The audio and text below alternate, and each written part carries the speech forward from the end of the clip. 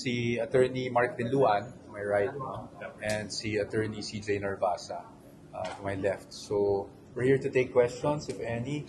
Alam ko kanina pa kayo naghihintay. Sir, kumusta so far? So far, okay naman. Nasa marking pa rin tayo. Siyempre, marami talagang mga dokumento. So we're anticipating baka, of course, without saying exactly, kung kaya, siyempre, gusto nating mapabilis, but we're anticipating baka umabot tayo ng Thursday sa marking. Bakit po? Yun naman talagang schedule, actually. If you notice dun sa naging unang schedule ng pre-trial, talagang from June 18 to June 25 siya.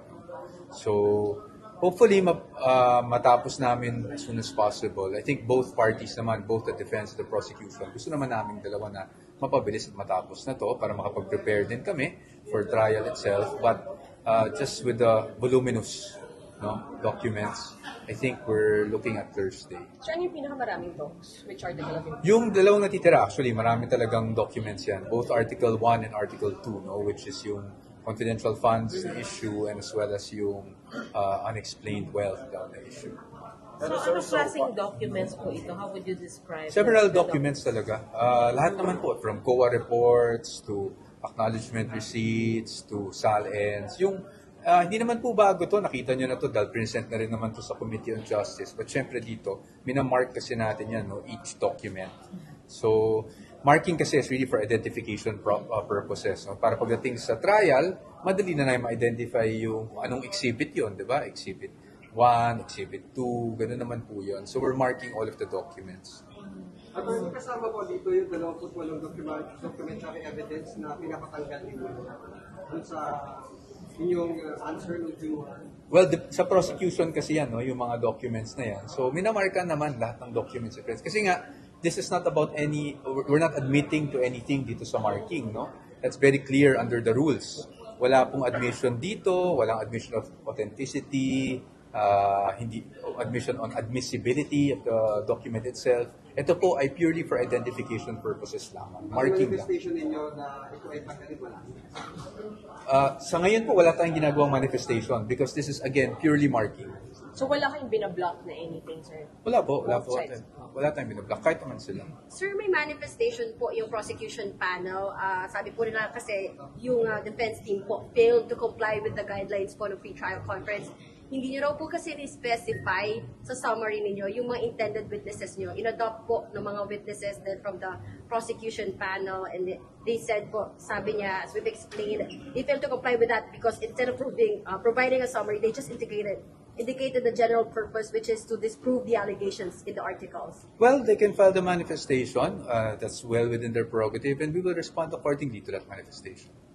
Sir, pero bakit in-adopt nyo na lang daw po yung iba pa nilang mga witnesses? Karamihan sa mga witnesses. Paano bang adopt? Hindi ko kasi maintindihan adopt. Sabay naman kaming nag-submit ng pre-trial brief. So, I don't see why it's being called mirroring or adopting. But again, if that's well within the prerogative of the prosecution to file their manifestation, if they do, and if we are asked to comment, we will comment. You will provide a specific summary po? No, we will comment on their manifestation. Sir, dun sa executive summary niyo, you mentioned about that this case should be dismissed. Will you actually move for that and when is the right time for that, sir? Well, yan yung mga affirmative defenses, no? And in any trial naman, kahit sa RTC, before trial proper starts, a ruling must be made on the affirmative defenses. So we'll see. That's something that we should ask the impeachment court, kung kailan yung affirmative defenses. We'll just comply with whatever happens. Sir, kanina po the prosecution panel shared their preferred sequence for the order of presentation. Gusto po nila punahin yung vague threats or yung assassination, then last po yung unexplained wealth. Apa. Your comments, sir? That's well within the prerogative naman po of the prosecution. Let's be fair. Kami sa defense, we just want to be objective. Yan naman po ay prerogativa ng prosecution, kung yan ang gusto nilang unahin. Ang sa amin lang naman po, we are just requesting for disclosure kung ano yung uunahin nila na articles. Yun lang naman po. So you agree with that? Wala naman po, well, it's not about agreeing or not agreeing, that is well within their prerogative. Kumbaga, nasa kanila po yan. And tayo po, ang gusto lang natin is ma-disclose kung ano yung magiging order para sa aming kaalaman, that's part of due process. So, ganun lang naman po yun. But I don't see anything wrong with that. Sir, may comment ba kayo doon sa noong nang sinabi ng ibang spokes ng PROSEC na tunog lata yung pre-trial brief ninyo, wala naman daw po talagang, general denial lang ang inyong mga inilata. Ako, I always respect ang aming mga opposing counsel. If that's their opinion, that's their opinion. Pero sa atin, no, syempre, we have a differing position on the matter. Sa tunog lata, I don't want to engage in something like that. Thank you. Sir, VP will attend the trial. Again, parati namin sinasabi kung kinakailangan. Last two po, Attorney, your comment, sabi ni Congressman Jervin kanina, kaugnay dun sa pinapatanggal ng mga documentary evidence, bahagi daw talaga ng proseso yung pagsusumite ng mga ebidensya kahit kasama pa siya dun sa nabasurang complaint ng impeachment. Ano pong nabasurang complaint? Hindi po Kasi ako masyadong kasi familiar. yung, di ba yung 28 na documentary evidence ninyo, sabi ninyo, kinuha nila dun sa mga hindi nasama na impeachment complaints. Hindi po yan yung argumento namin dyan. I think nagkakaroon tayo ng misunderstanding. Ang argumento po namin dyan ay hindi po siya naka-attach. Wala, kumbaga, bunso po siya nung sinasabi nga namin na naging proseso which we are questioning before the Supreme Court. No? So, ngayon yung pagmamarka, I agree. Nasa proseso lang naman. Kasi again, identification purposes lang po ito. So, wala naman pong mali sa sinabi ni Representative Luis. Pero i-gate niyo pagdating ng trial proper. Sorry po? Pero i-gate niyo yung pagbasura sa trial proper. Again, that is part of our affirmative defenses. So, pag-uusapan po yan definitely. Sir, regarding, Pag-uusapan po yan. sir, regarding yung issue po na ni-raise nyo sa pre-trial brief po ninyo na huwag nga po isama yung mga evidence na nakuha lang doon sa Committee on Justice hearing Opo. kapag hindi po attached doon sa Sabaya and Cabrera complaint. Sabi po nila rin doon ng mga prosecutors, wala naman pong constitutional or any legal basis itong inyong mga Opo. request. Number one, I am not here to discuss the merits of the case. As you know, under Rule 18 of the Rules on Impeachment sa Senado, no, hindi po tayo pwede mag-discuss ng merits because it's considered sub judice. Pangalawa, kung ano man po ang isasagot namin dyan sa comment na yan, with all due respect again, because nire-respeto ko po talaga ang ating opposing counsels at ang ating mga public prosecutors, sasagutin po namin sa tamang panahon at sa tamang forum. pero ma-address ba yun doon sa order that the impeachment court will come out with at the end of the month? I think, ma'am, that is something that is best directed to the Senate as an impeachment court, no, not sa amin, because we don't know what they will address in their pre-trial order. Sir, may seek clarification po kasi I understand, sir, 30 trial dates po yung na-request. At least 30 trial dates po. And 97 witnesses po yung nakalista for the defense.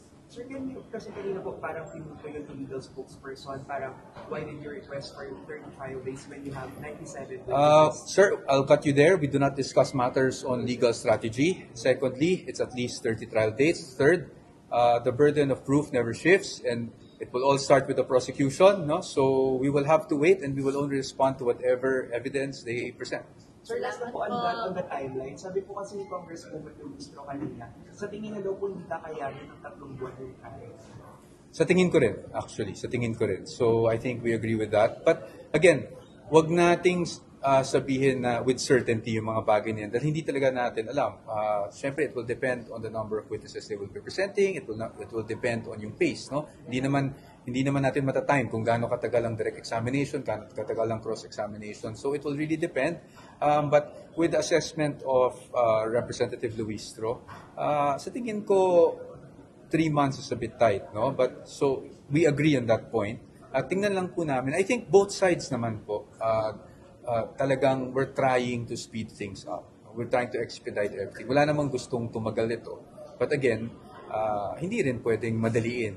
Siyempre, it's all part of due process. Sir, sorry, last na lang talaga. Sir, baka nasagot niyo na rin to. Pero dun sa pagbaba daw ng vote ng conviction threshold, anong take ng defense? Hindi kami makakomment kasi wala pa namang posisyon yung Senate sitting as an impeachment court regarding that threshold. Of course, we have our own position, but we'll have to wait for the Senate first. No? I think it's premature for us to say anything at this point dahil wala pa namang categorical. Kumbaga, haka-haka lang po lahat ng And on nangyayari. Senator Cheese being possibly the presiding officer, okay sa inyo? Well, sa amin po, wala naman kami, kumbaga, nasagot ko yan last week. It's something that is internal to the Senate. So, sa ngayon, kung sino man ang presiding officer, we will see first, no? Titingnan namin kung meron bang paglabag sa konstitusyon o sa kung anong mga batas. Kung wala naman po, we're ready to face whoever presiding officer it is, no? Kasi I think that is something internal at the moment. Sir, the PROSEC said po na yung defense team po nag-raise na agad yung issue about the threshold, yung 2/3. Ano po ba yung inyong stand on that? No, as I said, it's premature for us to really say that. What happened was during a closed-door session, no? So it would be unfair for us to disclose anything that happened in that closed-door session. But sa atin, again, we will provide you with our position once there's a categorical pronouncement kung ano ba talaga yung binabalak ng Senate Impeachment Court pagdating sa voting threshold. Salamat po. Thank you so Thank you much. po, attorneys. Thank you, sir. Thank you, attorney. Wala na to, hindi na to. Pero di ba sabi siya parang Hindi abot eh. Tingnan namin.